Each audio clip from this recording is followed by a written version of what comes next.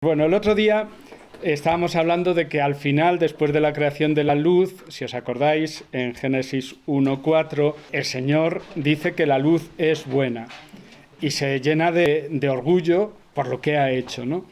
Y decíamos que la creación de Dios es plenamente consciente y para él satisfactoria. No es como el Dios de Aristóteles, que crea prácticamente sin ser consciente. No conoce el mundo que crea, no le importa, porque él está ensimismado en su grandeza y en su soberanía. El Dios, nuestro Dios, el Dios verdadero, es un Dios que crea, que está orgulloso de su creación, que ve que todo es bueno y que disfruta. Y eso, citábamos, si os acordáis, ese precioso texto del libro de la sabiduría 11, 24, 26, amas a todos los seres, si aborrecieras a algo no lo hubieras creado. Y yo creo que ahí, para acabar ya este tema, habría que subrayar que la sensibilidad ecológica que hoy se nos pide a los cristianos, a mi juicio, suele estar apoyada en una actitud egoísta. Es decir, hay que cuidar la creación porque es la que nos sustenta. Es una pica en Flandes, pero no deja de ser egoísmo. Cuidemos la creación porque nos viene bien a nosotros. No. El motivo fundamental para cuidar la creación es porque es obra de Dios, una maravilla de la cual Dios se siente orgulloso, que la mantiene con orgullo y porque es un don de Dios, es un regalo de Dios. O sea que está muy bien mantener la creación porque nos viene bien, pero para un cristiano la ecología no se fundamenta en que lo necesitamos, no lo destruyamos, sino es un don de Dios, que Dios está plenamente orgulloso de ello y que nos lo regala porque todo fue hecho para nosotros, y eso también es importante. La creación, lo vamos a ver al final, si no hoy el próximo día, la creación tiene un objetivo, que es el hombre, lo que nos dice San Ignacio, lo citaremos el próximo día. Dios ha creado al hombre para que la alabe, para que la tal, y todo lo creado es para que ayude al hombre en ese objetivo.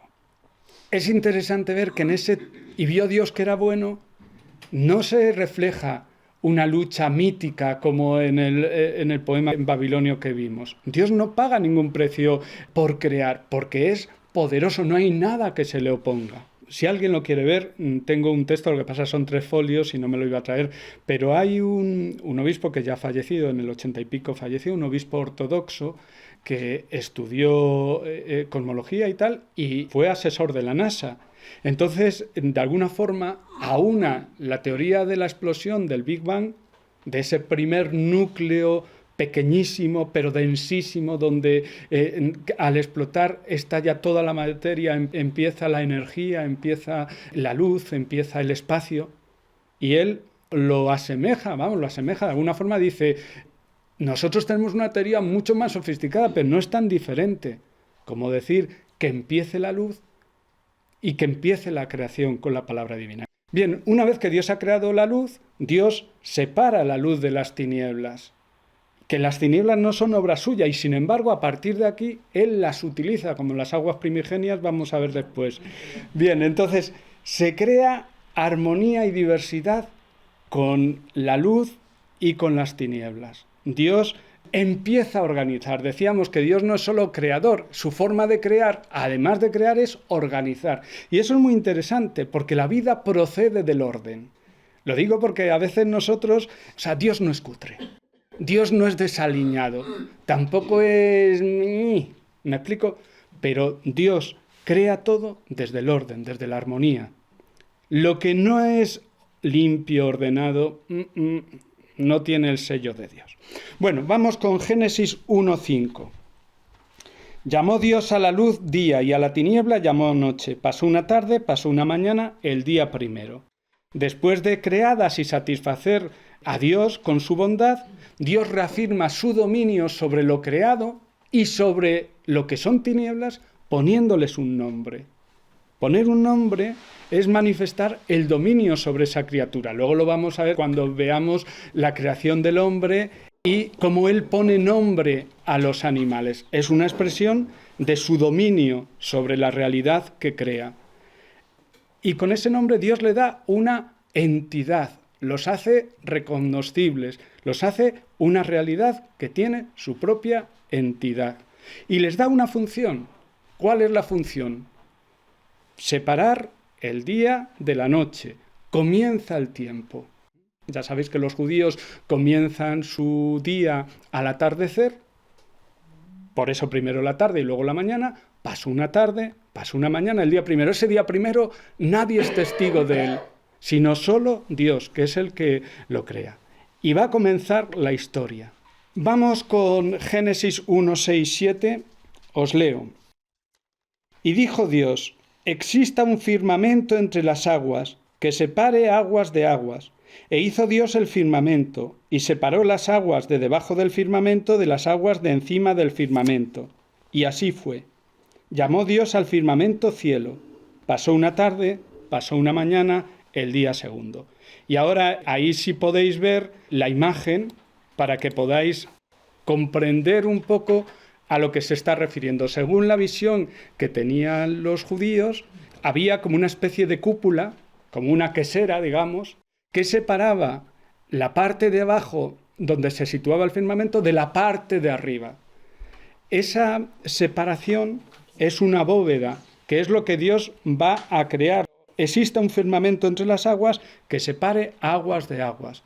Esas aguas primigenias quedan por debajo y por encima. Las que están situadas por encima es las que llueve cuando Dios abre su bóveda. Eso, el día que veamos el relato del diluvio, lo entenderemos mejor. Entonces, Dios aparece como un laborioso arquitecto, como un ingeniero. La tierra se halla sumergida en una inmensa masa acuosa y Dios va a liberarla. Y lo primero que hace para liberarla es separar las aguas por medio de ese firmamento, esa masa sólida, como un cuenco invertido. Esa masa abovedada es de la que penden los astros. Luego él va a situar ahí los astros y las estrellas.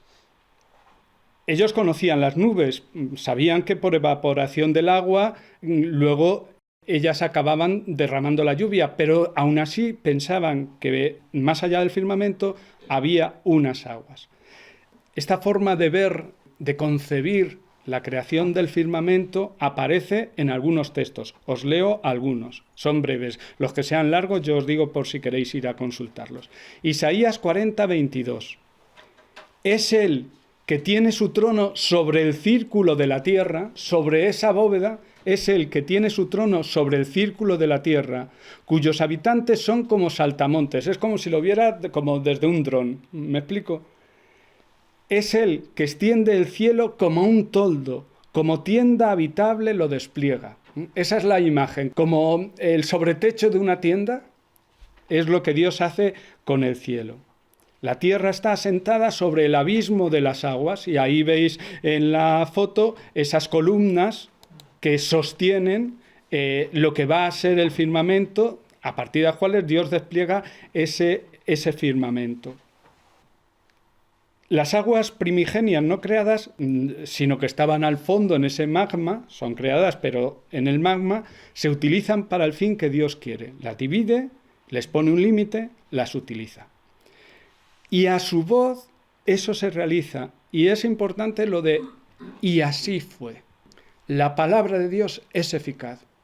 No lucha contra ningún elemento. No tiene nada en contra. No hay un principio bueno y un principio malo, sino que es una palabra potente que realiza lo que pide. Así fue. Y Dios, de nuevo, como signo de posesión, llama al firmamento cielo. La palabra del Señor hizo el cielo, el aliento de su boca, sus ejércitos. Fijaos que aquí no aparece la aprobación divina, y vio Dios que era bueno. ¿Por qué? Porque está medio a hacer. En este caso, Dios tiene que rematar la separación de las aguas. Las aguas todavía ocupan demasiado, y por eso va a ser en el siguiente día cuando Dios va a ejercer y a decir es bueno. Vamos con el tercer día, a partir del versículo 9. Dijo Dios: júntense las aguas de debajo del cielo en un solo sitio, y que aparezca lo seco. Y así fue. Llamó Dios a lo seco tierra, y a la masa de las aguas llamó mar. Y vio Dios que era bueno. Es decir, una vez que has separado las aguas de arriba de las aguas de abajo, de las aguas de encima de la bóveda, de las aguas de debajo de la bóveda, entonces, ¿qué es lo que va a hacer? Va a juntar los océanos y los mares para generar la tierra firme. Como vais viendo, es un proceso de separación. Dios va separando, va ordenando para que sea posible la vida. Las aguas son gobernadas por Dios, que les pone un término. Y ahí esos salmos tan bonitos, Salmo 33, 6 al 7, la palabra del Señor hizo el cielo, el aliento de su boca, a sus ejércitos, lo que hemos leído antes, encierra en un odre las aguas marinas. Fijaos qué bella expresión, es decir, es como meter todo en un odre, mete en un depósito el océano. Lo reúne.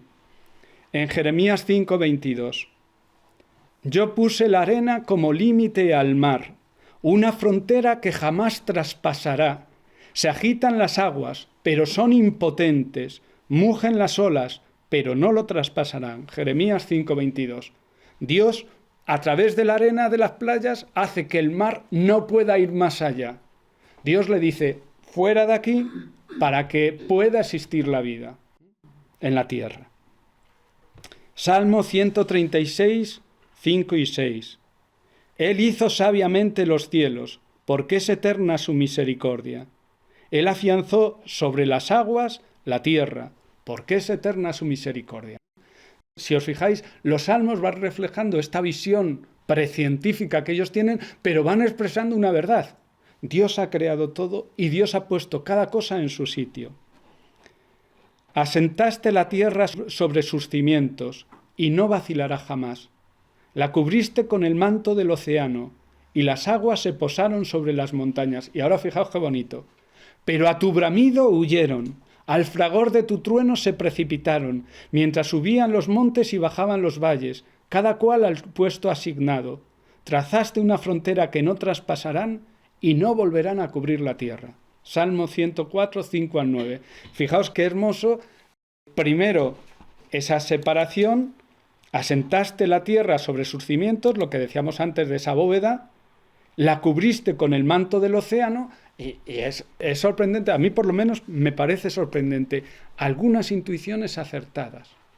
El mar cubriendo las montañas. Luego lo sabemos, que por movimientos sísmicos suben, bajan, pero ellos ya tenían ese concepto. Las cubriste con el manto del océano, se posaron sobre las montañas, pero entonces tú soplaste y pusiste cada cosa en su sitio, pero a tu bramido huyeron, al fragor de tu trueno se precipitaron, mientras subían las montañas y bajaban los valles. Pero no indistintamente, no casualmente, no como se les ocurrió, cada cual al puesto asignado. Trazaste una frontera que no traspasarán y no volverán a cubrir la tierra. No me digáis que no es bonito. A mí por lo menos me parece una maravilla, una forma poética de expresar una realidad profunda, teológica, pero con una base precientífica, lo que ellos conocían. Y a partir de ahí llamó Dios a lo seco tierra y a la masa de las aguas llamó mar. Y vio Dios que era bueno. Ahora las aguas tienen un nombre, están acotadas, Dios las ha puesto en su sitio. Esas aguas primigenias que parecían caóticas, ahora tienen su nombre, tienen su sitio y van a ser, lo vamos a ver, el origen de la vida. Y con esta tercera obra de división, luz, tinieblas, bóveda, lo superior a la bóveda, lo inferior a la bóveda, el mar y lo seco, con esa triple división, Dios acaba lo que es la organización previa, el decorado donde va a empezar a ejercer su labor. Salmo 24, 1, 2. Del Señor es la tierra y cuanto la llena, el orbe y todos sus habitantes. Él la fundó sobre los mares, Él la afianzó sobre los ríos. Toda la tierra es obra creadora de Dios. Nada es casual ni fruto de un desarrollo ciego, sino que la sabiduría de Dios estaba en todo. Y ahí es donde vamos a pararnos en un texto que yo os aconsejo que busquéis, porque a mí me parece muy bonito, Proverbios 8, 22, 31, y es largo. Nada es casual. Dios es el arquitecto que sabe organizar todo. Es la sabiduría divina la que organiza todo. no es fruto de la improvisación. Y vamos a leer cómo la sabiduría habla de sí misma. Tened presente una cosa, lo que siempre hemos dicho. Un texto de la Escritura se esclarece con otros textos de la Escritura. Hay una evolución en el tiempo, los autores sagrados van profundizando en la revelación de Dios y van corrigiendo, de manera que aquí la sabiduría ya da un salto. La sabiduría, que era una cualidad de Yahvé, ahora ya es personificada, pero esa personificación todavía se la ve como creada. Nosotros sabemos quién es la verdadera sabiduría. Cristo es la verdadera sabiduría del Padre. Pero fijaos este texto, que ya pasa a ser una persona, la sabiduría, aunque una persona creada, lo hermoso que es, la liturgia lo utilizará también para la Virgen María, que es otra maravilla. Vamos a leerlo. Proverbios 8, 22 al 31. El Señor me creó al principio de sus tareas. Es poesía, ¿eh? El Señor me creó al principio de sus tareas, al comienzo de sus obras antiquísimas. En un tiempo remoto fui formada, antes de que la tierra existiera. Yo ya estaba antes. El Verbo estaba junto a Dios. Antes de los abismos fui engendrada, antes de los manantiales de las aguas. Engendrado, no creado. El texto todavía no lo distingue, la Iglesia lo distingue netamente. Antes de los abismos fui engendrada, antes de los manantiales de agua. Aún no estaban aplomados los montes, antes de las montañas fui engendrada. No había hecho aún la tierra y la hierba, ni los primeros terrones del orbe. Cuando colocaba los cielos, cuando estaba sobre los pilares colocando esa bóveda, allí estaba yo. Cuando trazaba la bóveda sobre la faz del abismo, cuando sujetaba las nubes en la altura, porque luego lo vamos a ir viendo, las nubes se ponen en ese firmamento, cuando sujetaba las nubes en la altura y fijaba las fuentes abismales, cuando ponía un límite al mar, cuyas aguas no traspasan su mandato, cuando asentaba los cimientos de la tierra, yo estaba junto a él como arquitecto, no solo lo contemplaba, como arquitecto, y día tras día lo alegraba. Fijaos qué bonito. Todo el tiempo jugaba en su presencia, al mismo tiempo que es arquitecto, llena las delicias del corazón de Dios esa sabiduría. Jugaba, y esto a mí me parece sorprendente, con la bola de la tierra. Ellos pensaban que la tierra era un plato. Nosotros tenemos el concepto de bola. Ellos no tenían concepto de bola. ¿Cómo se les ocurre? Hay pequeños datos que a mí me parecen sorprendentes.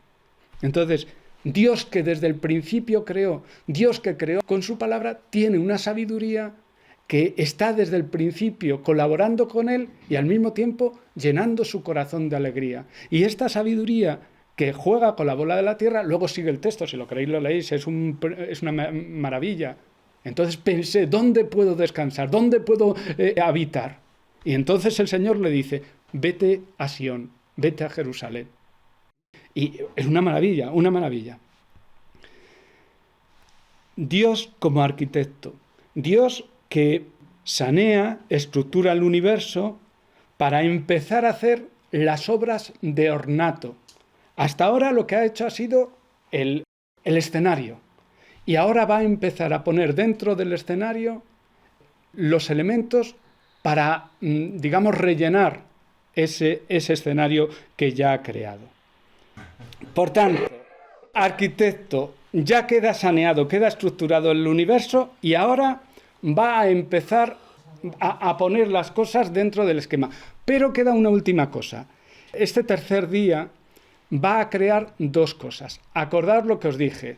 7 días, quitamos el último que es de descanso de Dios. 3 días para la estructura, 3 días para lo que va a rellenar esa estructura.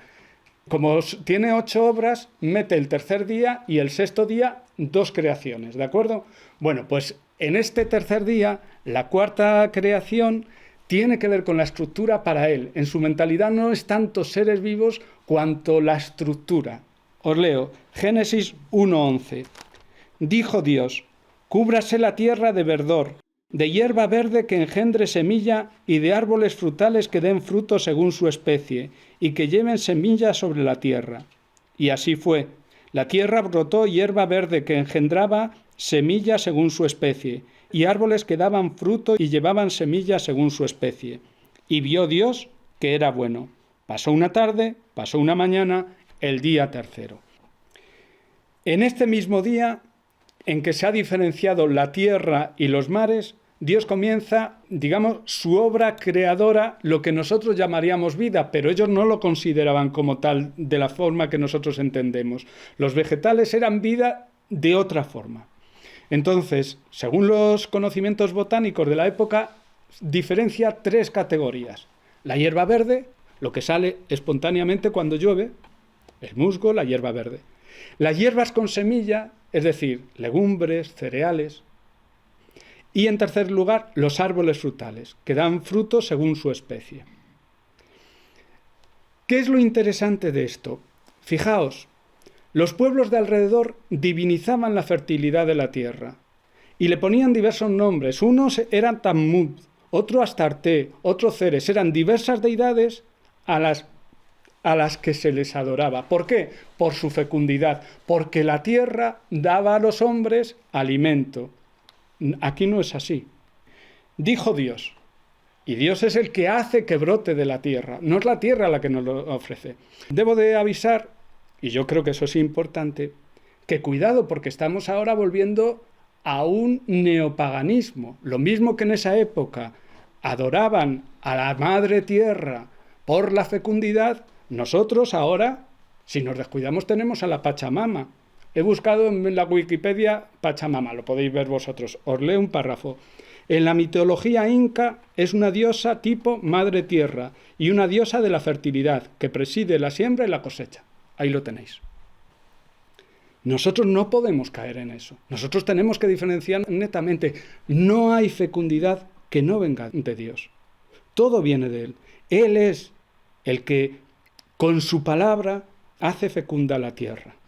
Cuando divinizamos la tierra, casi, poniéndola como sujeto inconsciente que se venga de los hombres por lo mal que la tratamos, la New Age, que la llama la Gaia, todo eso es neopaganismo, es volver, como Dios se ha quitado, Dios no es trascendente, entonces vamos deificando realidades naturales.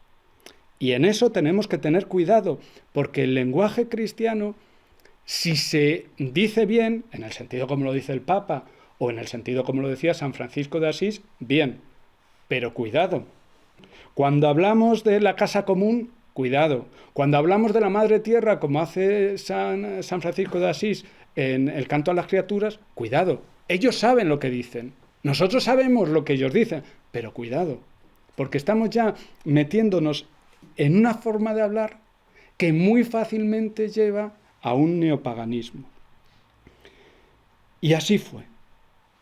La eficacia de la palabra divina que cumple punto a punto lo que Dios anuncia.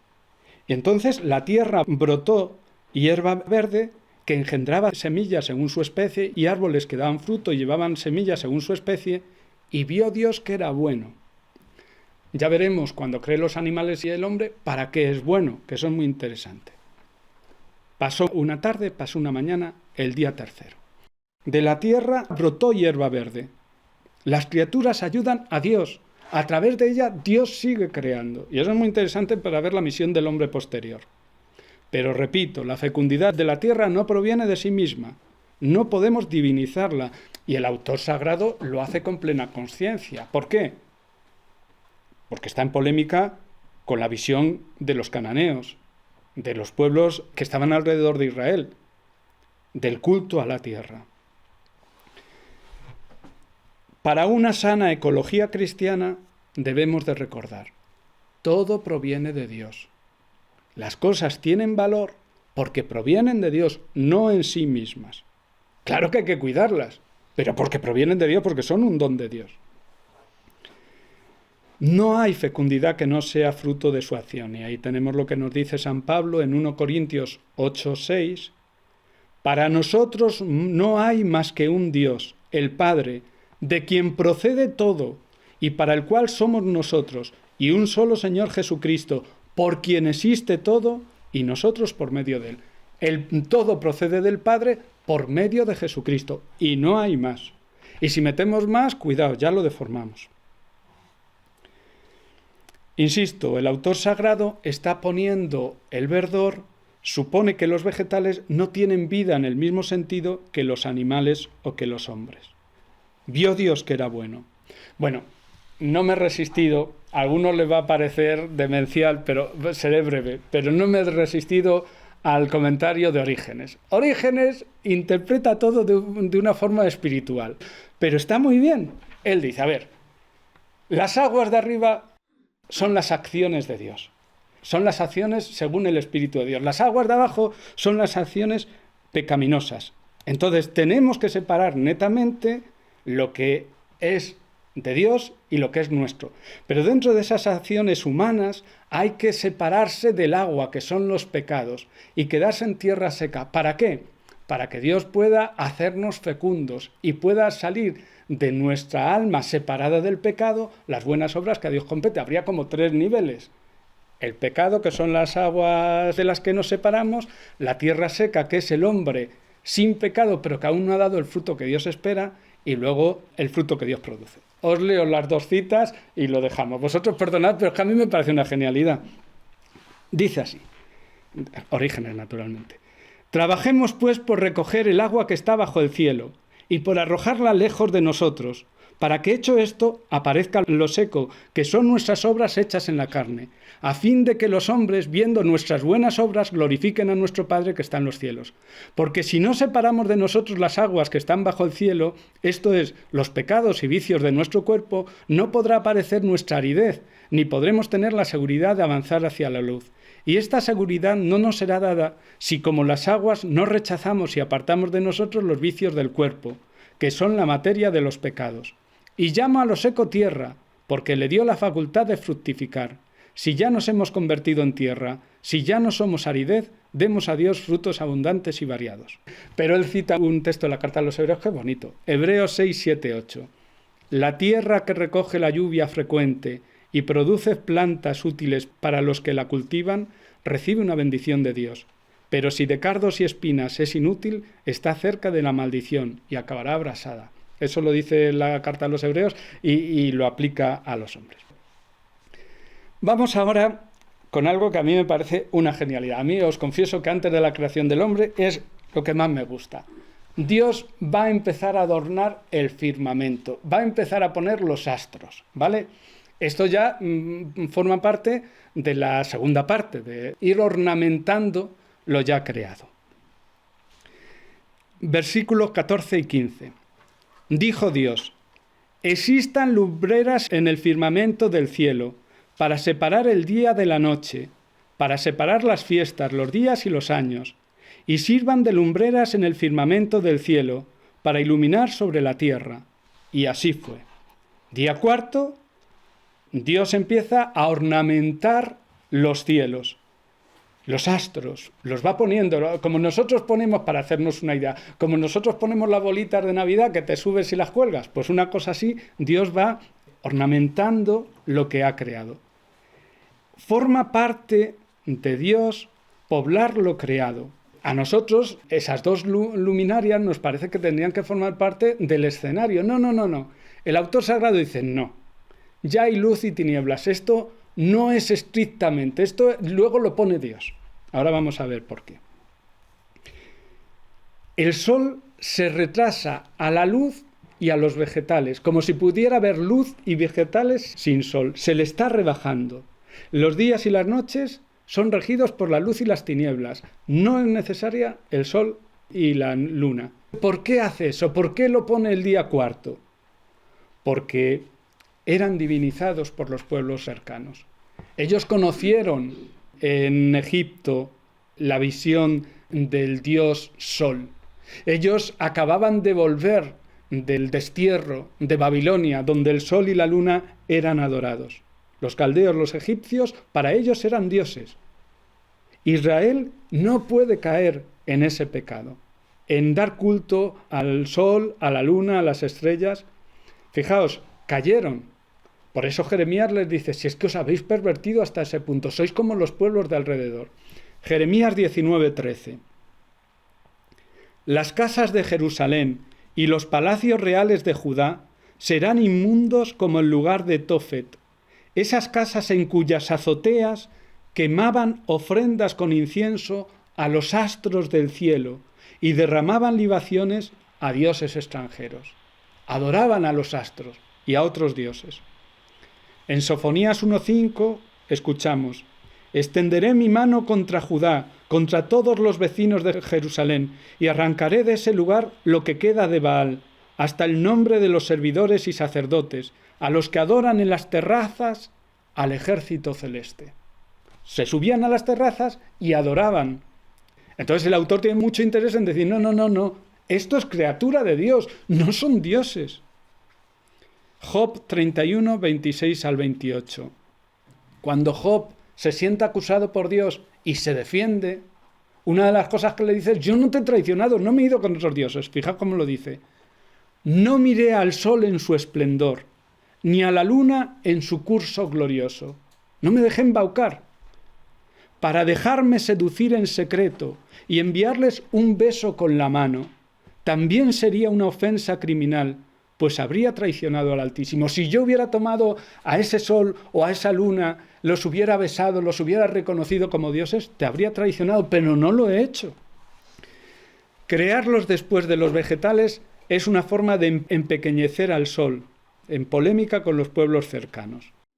Y algunos santos padres se hacen eco de esto. Por ejemplo, San Basilio dice: la orden de que la tierra produzca es más antigua que el sol, de modo que los que han sido engañados dejen de adorar al sol, como si éste fuera la causa de la vida. El autor sagrado nos dice que empezó la vida de los vegetales antes que el sol. Así es que dejar de adorar al sol como si fuera el padre de la vida.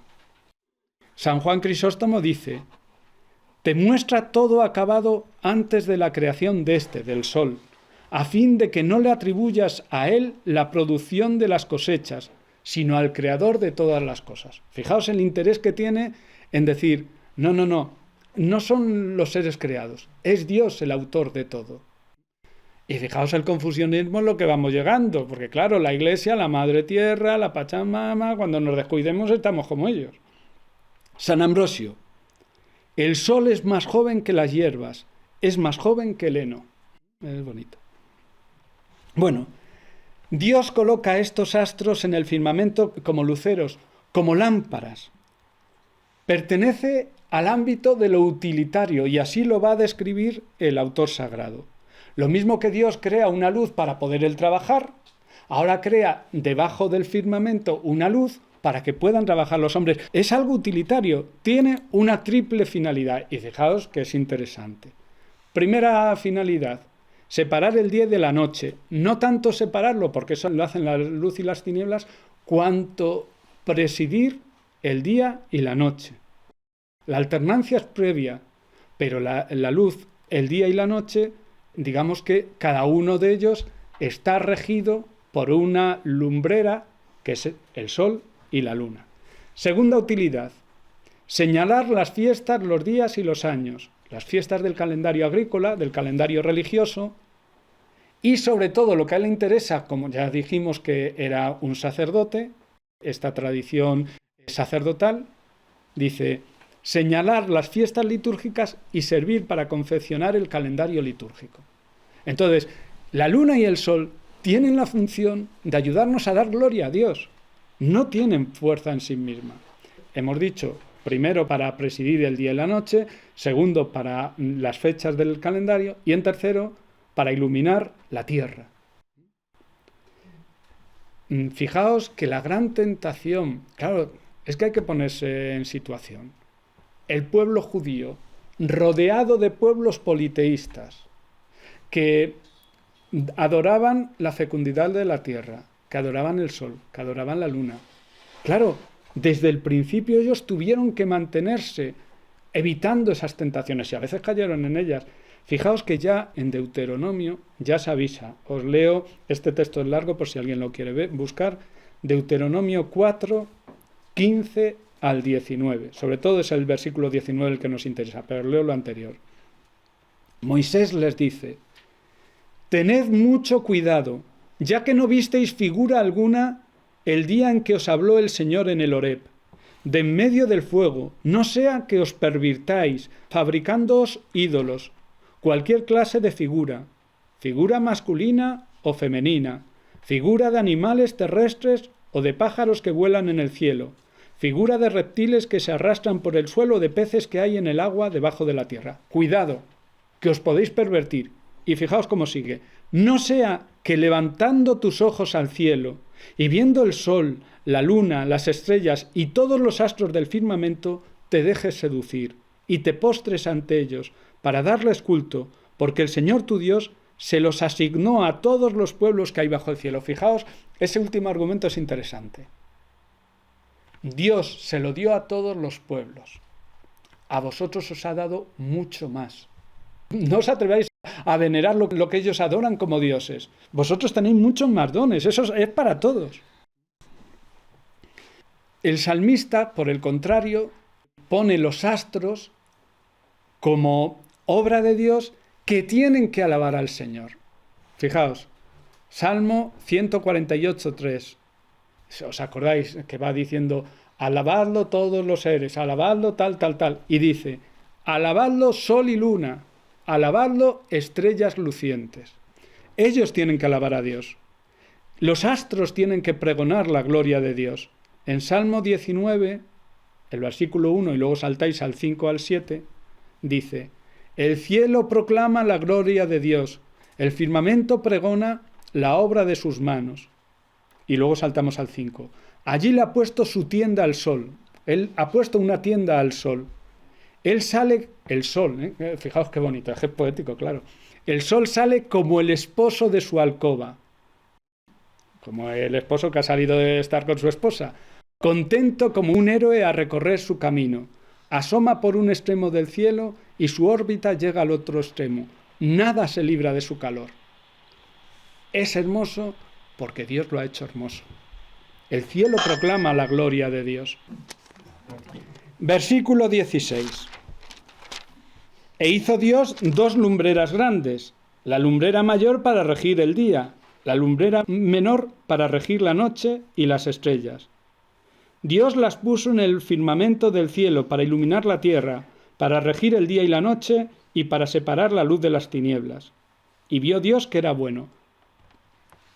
¿No os habéis fijado, repasar el texto, que en ningún momento se cita sol y luna? Lumbreras, pero nunca sol y luna. Por si le suena y le pone nombre. Dios no quiere poner nombre a eso. ¿Me explico? Es suyo, le pertenece, pero no quiere que los hombres de alguna forma confundan. Y claro, para un israelita ponerle nombre les recuerda a lo que han adorado otros pueblos y ellos a veces han caído. No. El sol y la luna se consideran mayores que las estrellas, puesto que a simple vista parecen más grandes, por eso le dan más importancia. Bien, antes de pasar y de acabar con esto, yo quería leeros algunas citas de los Santos Padres, porque desde el principio el sol y la luna se han leído de una forma simbólica, y yo creo que eso, pues, lo sabemos, pero no nos viene mal recordar. El sol ha sido comparado con Dios, con su luz y con su gracia. Por ejemplo, os leo un texto del Pseudo Dionisio. El gran sol, siempre luciente y espléndido, es imagen donde se manifiesta la bondad divina. No es Dios, es solo imagen. Es imagen donde se manifiesta la bondad divina, eco distante del bien. Ilumina todo lo que puede recibir su luz, sin perder nada de su plenitud. Él ilumina y no se agota en ese don. Difunde sus rayos fulgurantes a lo alto y a lo bajo de todo el mundo visible. Si alguno no participa de su luz, no es porque ésta sea deficiente en modo alguno. Sería debido a la incapacidad o impedimento proveniente del objeto. Dios no se deteriora por iluminar, lo llena todo con su luz, y si alguien no es iluminado por él es porque el instrumento es deficiente, no porque la luz sea insuficiente. Pues así es Dios. Dios no se agota dando, Dios da sus dones a todos, y si alguien no recibe sus dones, no es porque Dios no le dé, sino porque Él se cierra a esa luz. También el sol y la luna han sido comparados a Cristo y a su Iglesia. Esto Os leo Orígenes, mi preferido. Cristo es, pues, la luz verdadera que ilumina a todo hombre que viene a este mundo. Y la Iglesia, iluminada por su luz, se convierte ella misma en luz del mundo, por la luz que recibe del sol. Luz del mundo que ilumina a todos los que están en las tinieblas, como atestigua el mismo Cristo cuando dice a sus discípulos: vosotros sois la luz del mundo, yo soy la luz, ahora vosotros sois, pero no porque tengáis luz propia, sino porque vosotros sois miembros de mi cuerpo, sois la luna que yo ilumino para que vosotros reflejéis en las tinieblas del mundo la luz. Yo personalmente me gusta más la imagen de que la Virgen es la luz, más que la Iglesia. La Iglesia yo le pondría las estrellas. Somos estrellas. Pero bueno, y luego por último, la luz de las estrellas, también Orígenes lo aplica a los amigos de Dios que aparecen en las Escrituras. Lo podemos aplicar a todos los santos y por eso yo lo aplico a la Iglesia. Como del sol y de la luna se dice que son grandes lumbreras en el firmamento del cielo, así también de Cristo y de la Iglesia en nosotros. Pero puesto que Dios puso también estrellas en el firmamento, veamos cuáles son las estrellas en nosotros, es decir, en el cielo de nuestro corazón. Moisés es en nosotros una estrella que brilla y nos ilumina con sus actos. Asimismo Abraham, Isaac, Jacob, Isaías, Jeremías, Ezequiel, David, Daniel y todos aquellos de quienes la Sagrada Escritura ha dado testimonio de que agradaron a Dios. Pues como una estrella difiere de otra estrella por su resplandor, citando la Escritura a San Pablo, así también cada uno de los santos difunde su luz en cada uno de nosotros en proporción a su grandeza. Eso también es muy bonito. La Escritura es el cielo en el cual están los astros que nos iluminan para que nosotros contemplemos al gran astro que es Cristo y al astro que refleja la luz de Cristo, que es la Iglesia, la Virgen. Bueno, os tengo que pedir un trabajo para la semana que viene, los que puedan hacerlo. Quiero que miréis en el texto cuántas veces aparece creó. Ya sabéis que la palabra que está detrás de creó en hebreo es bará, que es una acción propia de Dios. Dios hizo, Dios. ¿Cuántas veces aparece la palabra creó? ¿Y en qué momento? Porque eso es muy importante. El autor sagrado no da puntada sin hilo. ¿En qué momento dijo creó? Y pensad por qué en ese momento. Vale, pues preguntas. Pues a ver, que a mí eso me tiene un poco así desconcertada. Porque no las crea, pero están. Está desconcertada, porque no crea las tinieblas, pero están. Vamos a ver, en el momento que Dios crea la luz, las tinieblas son como la antítesis de la luz. Pero Dios domina lo creado y lo no creado. Hace que todo sirva para su creación. Es como si al crear la luz, claro, lo que no es luz es tiniebla. Es tiniebla, pero Dios utiliza esa tiniebla para engrandecer su obra. Vale, por ejemplo, para que lo entendamos de otra forma, vale para la gracia y para el pecado. Dios no crea el pecado, pero utiliza el pecado para ayudarnos. Nos hace humildes, nos hace ser conscientes de que todo se lo debemos, nos hace agradecidos. Dios no quiere el pecado, Dios no quiere, pero todo lo utiliza, su creación, es un genio. Entonces Él utiliza lo que Él hace y aquello que no hace, pero que aparece, también lo utiliza para servirnos. Claro, tengamos en cuenta que es una mentalidad muy precientífica, pero la enseñanza teológica es esa. Aunque no todo procede de Dios, el mal no procede de Dios, Dios utiliza todo para el bien. Es un genio. Y luego lo vamos a ver cuando el pecado del hombre, es decir, lo que nosotros llamamos castigo es que Dios dice, vale, tú te has colocado ahí, ahora fastídiate. No. Dios le dice, vale, tú te has colocado aquí.